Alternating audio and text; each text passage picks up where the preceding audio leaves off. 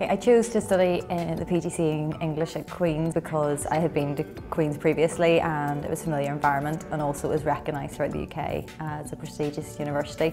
The PGCE was probably more challenging than I expected, but in a good way. I think it gave me a real insight into what it was going to be like to actually teach, and I had two quite different placements. I got my first job through a recruiting agent from England who had emailed straight through to the School of Education, and what happened with the process was really became matched with the school through a sort of preliminary interview. I had the opportunity to teach drama to A-level alongside English, which was an opportunity that I really wanted and wasn't available here.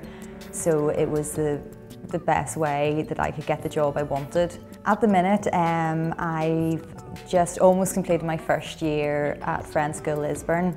I've taken up this year a position as house leader just for the year, and having a bit of a look around between pastoral and academic routes and making the decision between which of those would be best suited to me. My advice for anybody who's wanting to become a secondary school teacher and they're maybe a bit worried about getting a job is that you do have to be determined.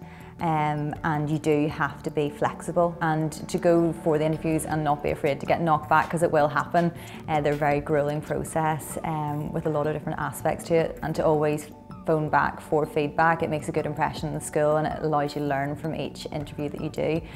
Also, when you get in there for your placements, that's the time to really make an impact and to make a relationship with schools. I think it's important to do that if you want to create relationships within Northern Irish schools, because they all tend to know each other.